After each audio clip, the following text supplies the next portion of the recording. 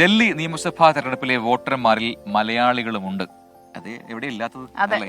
ലോകം മുഴുവൻ മലയാളികളാണ്. മലയാളി വോട്ടുകൾക്കായി പാർട്ടികൾ രംഗത്തിറക്കുന്നതും മലയാളി നേതാക്കളെ തന്നെ എന്നുള്ളതാണ് പ്രത്യേകത. കസ്തൂർബ നഗറിലെ കോൺഗ്രസ് സ്ഥാനാർത്ഥിക്കായി കെ സുധാകരന്റെ നേതൃത്വത്തിലായിരുന്നു പ്രചാരണം. ഡൽഹിയിലെ വോട്ട് വിശേഷം കാണാം നമുക്ക്. രാജ്യത്തിന്റെ പലയിടത്തു നിന്നുള്ളവർ ചേക്കേറിയ ഡൽഹിയിൽ തെരഞ്ഞെടുപ്പ് കാലത്തെ സവിശേഷതകൾ ഏറെയാണ്. അതിലൊന്നാണ് മലയാളി വോട്ടുകൾ. കോൺഗ്രസും BJPയും വോട്ടുറപ്പിക്കാൻ കേരളത്തിലെ നേതാക്കളെ ഈ സമയത്ത് കളത്തിലിറക്കും.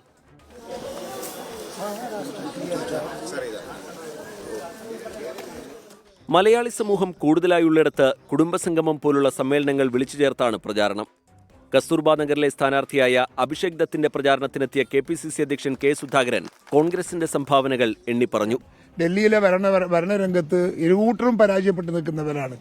BJP ആയാലും അതെ, ആം ആദ്മി പാർട്ടി ആയാലും അവർ രണ്ടു കൂട്ടരും പരാജയപ്പെട്ട് നിൽക്കുന്നവർ. കോൺഗ്രസിന് അനുകൂലമായ ഈ സാഹചര്യം ഉപയോഗപ്പെടുത്താൻ, അതിനെ ഫലപ്രദമായി കൈകാര്യം ചെയ്യാൻ സാധിക്കുന്ന നേതൃത്വം ഇവിടെ കോൺഗ്രസിനുണ്ട് എന്നതാണ് എന്റെ ആശ്വാസവും എന്റെ പ്രതീക്ഷയും. ഡൽഹി മുൻ മുഖ്യമന്ത്രി ഷീലാ ദീക്ഷിതിന്റെ കാലം ഓർത്തെടുത്തായിരുന്നു Angamaly MLA Roji M. John vote തേടിയത്. ഞാൻ നേരത്തെ ദീർഘകാലം 10-12 കൊല്ലം ഡൽഹിയിൽ താമസിച്ചിട്ടുള്ള ആളാണ്. ആ കാലഘട്ടത്തിൽ ശ്രീമതി ഷീലാ ദീക്ഷിത് ഡൽഹിയുടെ മുഖ്യമന്ത്രിയായിരുന്നു.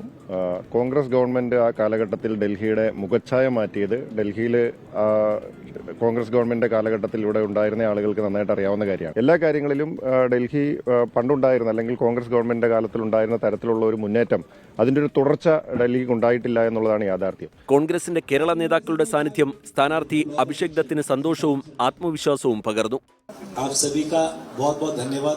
स्पेशली हमारे लीडर्स का जो स्पेशली केरला से आज के प्रोग्राम के लिए आए हैं.